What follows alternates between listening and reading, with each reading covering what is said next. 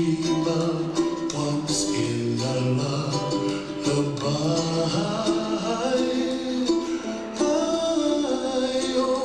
Somewhere over the rainbow, bluebirds fly, and the dreams that you dream of, dreams really do come true. Ooh, someday wish upon a star, wake up where the clouds are far behind. Be where trouble melts like lemon drops, high above the chimney top. That's where you find me, oh, somewhere over the rainbow, bluebirds fly, and the dream that you did to, oh why can't I? Well, I see trees of green and red roses too. I watch them bloom for me and you, and I think to myself, what a wonderful world. Well, I see skies of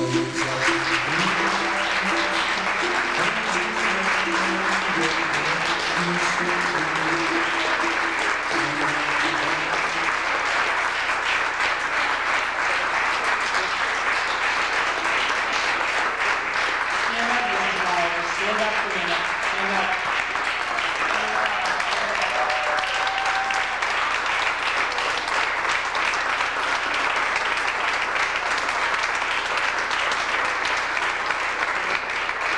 Thank you. I want to say Mr. Lassise has certainly set the bar high for the Hood School.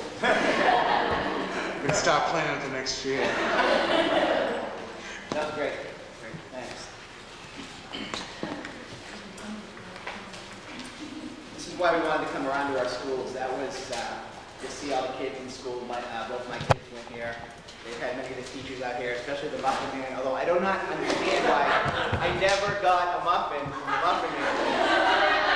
I came in and I helped with the reading class. Come on, I don't understand it. Maybe tomorrow. I'll bring you blueberry tomorrow morning. All right, I'll come again. All right. But that was great, and as I said, our next meeting, I believe, is at the Hood School. So now we're going to move into our regular kind of boring agenda after that. You can all leave now. Yeah. Our first item back on the regular agenda is the school building projects, and I believe Dr. Trope tonight is going to focus on one more aspect of the secondary school building needs that we have here in North Reading. Just a brief report. The secondary building committee is still alive and well. We know that the elementary building committee is working with the Mass School Building Authority to put in all of the information that is required to receive reimbursement on the Batchelder School. But the secondary building committee is hopeful that later in the spring, when the Mass Building Authority begins to again look at building projects, that that our needs at the middle school and the high school will be recognized by MSBA. In the interim, the building committee is working with Wayne Hardiker, who's our supervisor of buildings and grounds, the principals, and with Carl Nelson to identify specific capital needs at the middle school and the high school, to identify those needs, to cost them out, and to put together a timetable in which they will be addressed. Some of those needs include the replacement of the septic system, include window replacements at the middle school, dealing with roof replacements, HVAC at both facilities, some major renovations of the science labs at the high school, looking at the electrical systems because the technology that is being added to schools is limited with an electrical system that is approaching 50 years and over. Another area that we're going to cost out is the expansion of the nursing and health room at the middle school. So the building committee over the coming months will be putting together a capital budget plan and a timetable to bring those projects to the community for consideration for funding. Again, all of these projects would be included under a renovation and or an expansion program at the middle school and the high school. But given the uncertainties with MSBA, we think that it is very wise and appropriate to move forward in keeping the infrastructure of the middle school and the high school intact. It's interesting, as the presentation noted here, the little school, which was reopened in 1994, was the first school to receive any kind of expansion and renovation project. And that project is now, I believe, at least 10 years old. So it's really hard to put that into perspective. And the high school, which was built in 1957, celebrating the 50th anniversary this year, and this is actually 57, 58, and was renovated in 89, and then the middle school was built in 1964, and with some work on the roof and a new boiler and some work on the gym, nothing has been done. We have added 10 modular classrooms to the middle school and 6 modular classrooms and a modular cafeteria to the high school. So with all of the talk around the the Batchelder School project, I want the committee and the community to know that our secondary building committee is still working to address the facility needs at the middle and high school. Questions? Yeah. Next item is each meeting, Dr. Trout has been giving us an update on the program and staffing impact for our fiscal 08 budget, with the main goal of making sure the community is educated as to what's happened at our schools as a result of the budget that we're working under. And this week he's going to focus on the library and media programs at the schools.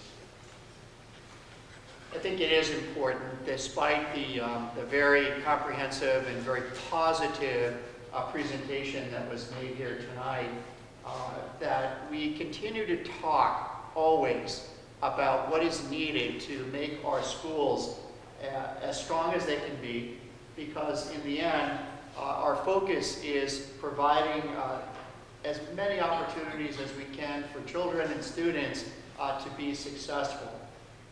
With the reductions that were made last June as the result of not meeting our budget needs, we continue to deal with a number of program and staffing impacts. And I've made it my goal this year at each school committee meeting to continue to highlight each one of those needs. Many of those needs can be very visible to parents and the community and the school committee. The Wednesday afternoon, certainly, the early release for our elementary and middle school students is a very visible evidence of the reductions. But there are many other reductions that may be difficult in the initial stages to quantify their effects, but very clearly we're seeing a decrease in the quality of education that we provide to young people. And one of those areas is in the area of libraries and media. You had a presentation tonight that focused a lot on technology, and Mrs. Beach, who is one of our technology paraprofessionals, we have 2 at the elementary level, services well over 1,400 students in 3 schools. And so when you think about the kinds of experiences that you saw here, and I was going through those experiences and having to wonder, what percent do you cut out of the program? Because you have reduced that program and the opportunities for children to come into the computer lab, to learn that technology. And as Mr. Lassis indicated, we have reduced that program to by 2 days a week, 40%. The same thing has happened in our libraries. Our libraries, which should be, and by all measures, the library represents the heart of the school. It's where children come together to focus on learning outside of their classroom. And whether it's a young kindergarten child or a 5th grader who's doing sophisticated work on those science projects or their social studies projects, or just to focus on the joy of reading and picking up a book and being read to at any age. That's what libraries are all about. It's all about literacy. The libraries in our building projects, along with music and art, not just basic classrooms, but the library here at the Little School and at the Hood School and now at the Batchelder School were purposely placed as one of the top priorities in our building projects, because we didn't have a viable teaching space. Now, if we had a picture of those libraries, or if you walked through the school or you came during the day at the elementary level, 2 days out of the week, those libraries are dark. And this is because we have reduced paraprofessional support in library and media. At our middle school, 3 years ago, with the budget and the previous override, we were able to hire for the first time a media specialist, a teacher who was certified and trained to work with students and to work directly with teachers in research skills. And that position has been eliminated. Mrs. Yablonsky, who is the only professionally certified librarian in the school district at this point, continues to meet with the paraprofessionals, and she does a wonderful job, and all of our paraprofessionals do an outstanding job. But circulation counts are down. The frequency of classes coming to the libraries is down, and it's down for one reason, and that's because we don't have the staff. It's easy to say that we could have parents who have generated a tremendous volunteer effort to come in and run these programs, but we all know it's not the same thing. Day in and day out, if you're going to make a difference with children, and if you're going to set them up to be successful in a sequential way from grade to grade, you need to bring and provide these consistent learning opportunities. At the middle school, because we've lost a professionally certified librarian, we're no longer able at the middle school to be part of the Northeastern Mass Regional Library System. That's just a name, but what does it mean? It means that students no longer have access to the free databases that this regional library system provided.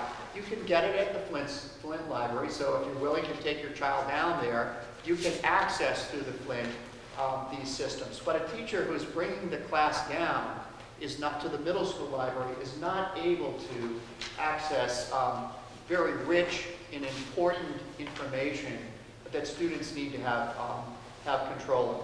Yes, we can use the Dewey Decimal System and the card catalog and go to the old encyclopedias and other research material that is in the library, but we're not taking our children, we're not taking our students to the broader world, and that's clearly what's being lost here. These resources are available outside, and I feel as superintendent it's critical that our teachers and our paraprofessionals have the resources that are needed to make sure that each child is successful. So the program